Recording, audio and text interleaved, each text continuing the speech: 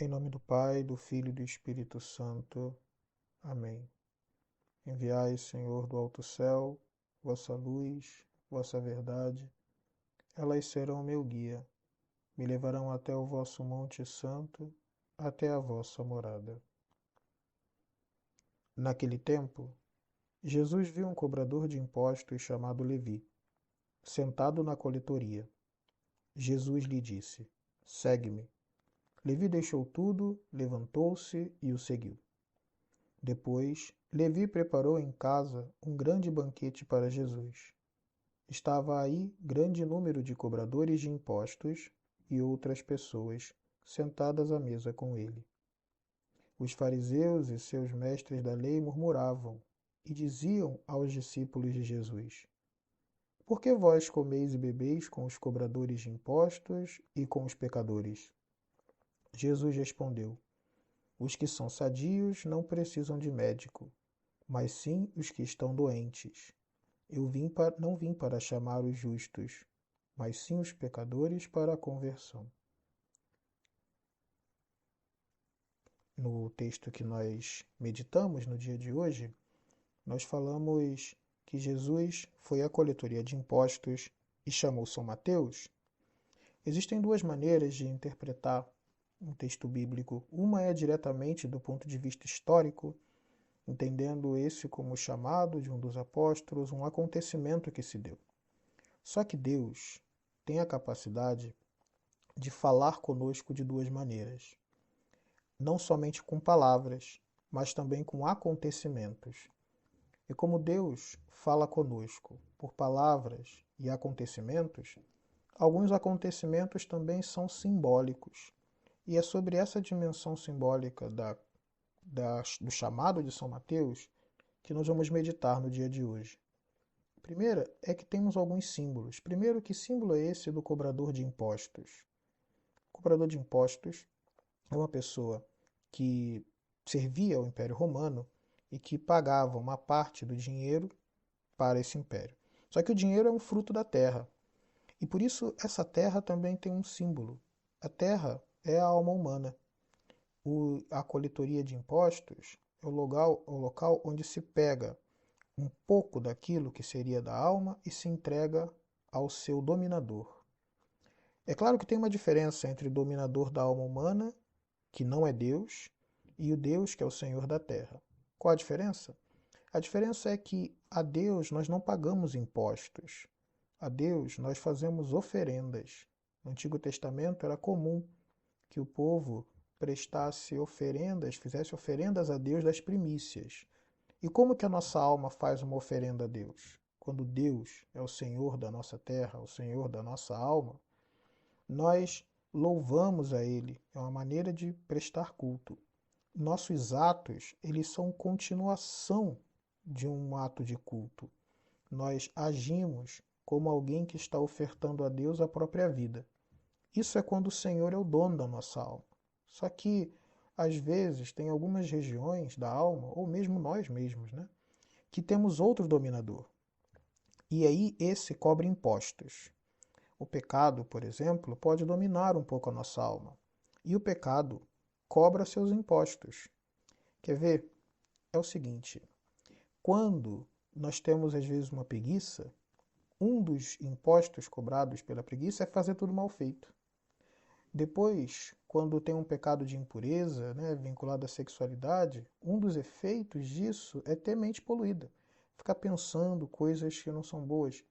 O orgulho, por exemplo, cobra um imposto, que é o escrúpulo. Às vezes, pessoas escrupulosas ficam minuciosas com tudo. O pecado, quando ele domina a nossa alma, nós começamos a realizar coisas que nós nem gostamos, mas que são uma espécie de consequência do pecado. Por isso que nós precisamos destruir um pouco essas coisas ruins para não cobrar mais, não pagar mais impostos ao pecado. Quando a gente percebe que tem esses vícios, né, preguiça, impureza, orgulho, então aí você percebe, nós percebemos que somos pecadores. Mas existe um outro tipo, que tem gente que não é só o pecador, não é só alguém que paga imposto para o pecado na sua vida. Tem também aqueles que são como que cobradores de impostos. que é aquele que lucra em cima dos impostos que pagam ao pecado. Como assim? Toda vez que você encontra alguém que muda o nome do vício para a virtude, é como se a pessoa estivesse lucrando com os efeitos do pecado. Por exemplo, tem gente que às vezes que faz o trabalho sempre mal feito, mas ao invés de reconhecer que isso é algo de preguiça que faz, entende como sendo uma esperteza, ou porque fez ágil, porque foi prático. Outros que até têm uma certa mente que sempre está pensando em coisas impuras, ao invés de considerar isso como um problema a ser resolvido, trata como não, são ideias realistas. E outro é o escrúpulo, né? Que às vezes tem pessoas que nós também temos certos escrúpulos minuciosos e chamamos de zelo. Então, esse tipo de coisa é como se estivesse lucrando. Você muda o nome, aquilo que é vício vira virtude. E quando isso acontece, quando a gente lucra, né, essas coisas, é como se lucrássemos elogios falsos diante de pecados verdadeiros. E é claro, isso é como uma coletoria de impostos, porque você paga imposto para o pecado e ainda lucra com ele. E diante de situação como essa, alguém pode falar: meu Deus, mas e agora? Como é que eu vou saber se o que eu estou fazendo é pecado, se é virtude, se não é? Calma, ninguém precisa entrar em desespero. Veja o que Jesus fez quando chegou diante de São Mateus, que estava na coletoria de impostos. Ele disse: segue-me. Mas segue-me para onde? Nós já sabemos. Jesus já falou para nós: segue-me para o Pai. Ele falou para onde vai? Eu vou para o Pai. Segue-me para a vida eterna. E o que isso significa concretamente? Se por um acaso eu tenho um pouco desses vícios, de mudar o nome do vício para virtude, ou se reconheço que tenho essas dificuldades todas, qual é a primeira coisa a fazer? A primeira coisa a fazer é fazer o que São Mateus fez. Deixou tudo, levantou-se e o seguiu. Quando ouviu, segue-me, de Nosso Senhor Jesus Cristo. E isso se realiza concretamente como? Querendo a vida santa. Nem que seja por curiosidade. O primeiro grande trabalho que se precisa fazer para a vida espiritual não é tanto que você realize tantas práticas. As práticas são essenciais, mas é fundamental que a primeira coisa a fazer é que se queira.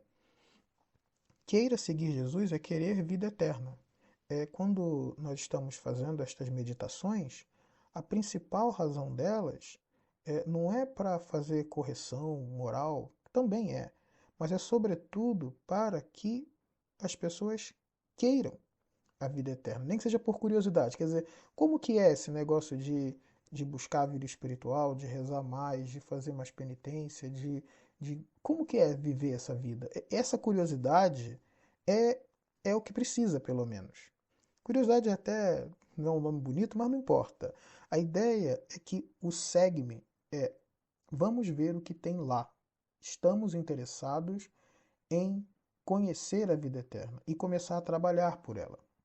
Mas depois tem a segunda etapa. A segunda etapa foi também o que o São Mateus fez. Ele, logo em seguida, preparou na sua casa um grande banquete para Jesus. E aí estava presente um número de cobradores de impostos. É muito interessante isso, porque um banquete é o que tem tudo que a gente gosta, né? Comida favorita, amigos. E São Mateus não teve nenhuma vergonha de levar Jesus na sua casa, de apresentar os seus amigos de verdade, as suas preferências alimentares de verdade. Ele não teve vergonha de apresentar nada. E esse é o segundo elemento essencial. É necessário que deixe Jesus entrar no nosso coração de verdade. E isso se realiza da seguinte maneira: às vezes, quando nós vamos rezar, a gente reza como se fosse o São João diante da cruz, ou como o próprio São João. Mas às vezes a nossa vontade interna é preferir Barrabás. E quando chega diante de Nosso Senhor Jesus Cristo para a oração, nós precisamos ser sinceros. Sinceros com toda a força. Então é chegar para ele e falar: se você tem preguiça de rezar, como você chega para ele e fala: tenho preguiça. Se você está cansado, fala: estou cansado. Por quê? Porque essa sinceridade é essencial diante de Nosso Senhor. Sinceridade total, fazer com que Ele possa ter acesso a tudo que está no nosso coração. E para terminar, é bom saber que também tem outro símbolo, que são os fariseus que aparecem aqui. E quem são esses fariseus? São aqueles maus pensamentos que aparecem na nossa vida.